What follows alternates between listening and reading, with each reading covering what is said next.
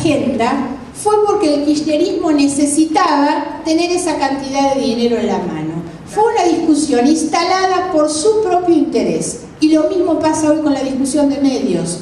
Hay una discusión muy hipócrita. No se está discutiendo la democratización de los medios de comunicación. Si se quisiera discutir eso, el proyecto tendría normas de descentralización, de federalización, se otorgarían licencias. Porque la mejor forma de que no haya práctica monopólica es que haya licencias. Hace 40 años que no se entrega una licencia en la Argentina. Entonces ese es el problema, que el que va y se presenta no le dan. Así es como se construye el monopolio. Y podrían combatir eso desde una norma distinta, desde definiciones políticas distintas. En cambio, lo que han hecho es instalar hipócritamente un proyecto de ley necesario, querido, sentido por la comunidad, para desde ese mecanismo disciplinador de los medios y de los periodistas, tener ellos también la herramienta para consolidar su poder dominante. Déjame hacer un par de preguntas más personales para aquellos que quizá no sean militantes y la conocen a Margarita a través de sus declaraciones políticas, para después pedirle si me quieren ir acercando las preguntas y transmitírselas en este reportaje abierto y preguntarte un poco más de tus ideas y tus ideales más personales. Hubo un debate que también se soslayó y que tiene muchísimos proyectos presentados, incluido por Silvia Aumburger, el socialismo, que es la despenalización del aborto. ¿Qué posición tenés en este tema?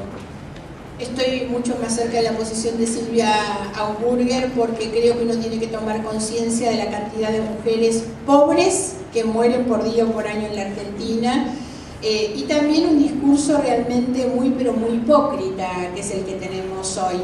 Porque además a veces, yo lo he sentido porque me lo han preguntado muchas veces los periodistas y me dicen, ¿usted está a favor o en contra del aborto? No, mire, no voy a encontrar una mujer que esté a favor del aborto. Yo estoy en contra del aborto. Lo que digo es que nosotros necesitamos flexibilizar las condiciones de penalización que establece nuestro Código Penal.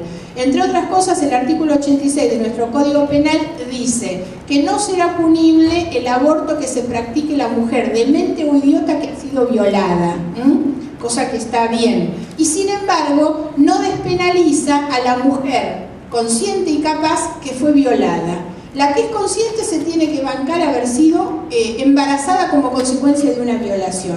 Esto no es razonable de ningún punto de vista. Esa es una norma que hay que flexibilizarla. Hay enfermedades, todos saben lo que han pasado madres, porque hay casos que han sido públicos, de tener un bebé muerto en su panza y condenado por la justicia a sostener ese bebé muerto en la panza durante 9 meses porque la ley penaliza si esa mamá se practica un aborto. Entonces yo creo que es necesario empezar a salir de la hipocresía y poner estos temas sobre la mesa para discutirlo, pero no en función de posiciones dogmáticas, sino de la realidad que nos enfrenta todos los días. Hace muy poco y a partir del fallo de la Corte, el gobierno insistió con la despenalización de la tenencia de droga para uso personal, otro tema urticante que muchas veces se usa como cortina de humo para no discutir otros temas, pero me gustaría tu opinión. Bueno, me parece que esta acotación es muy importante. Se utilizan estos temas para no discutir otros.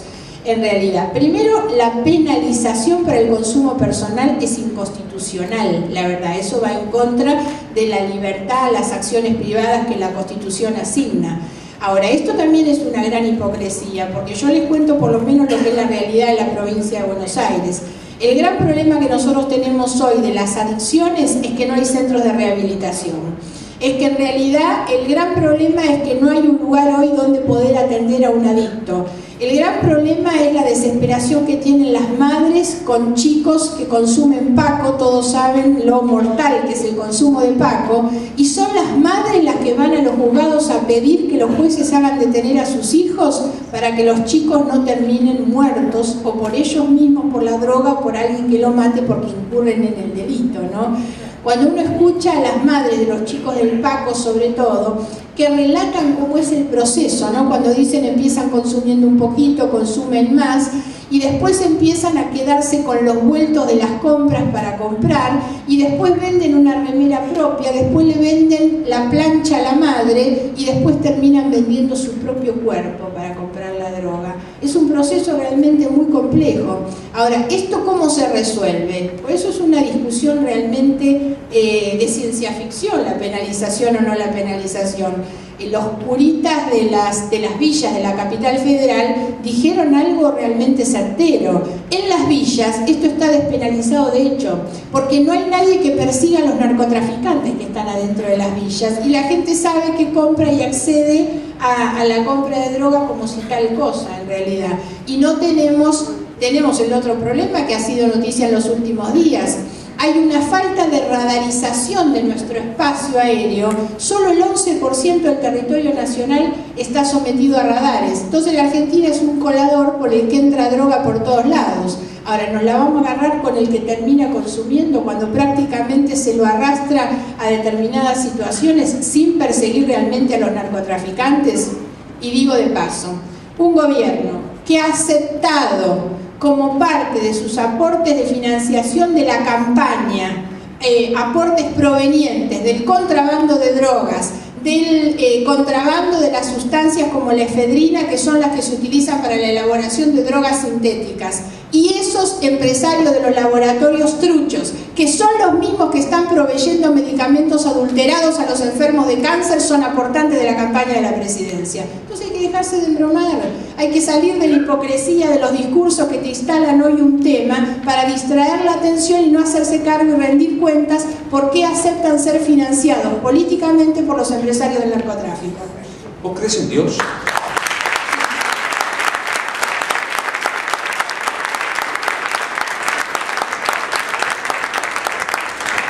Le preguntaba a Margarita si es creyente, si crees en Dios. Soy católica creyente.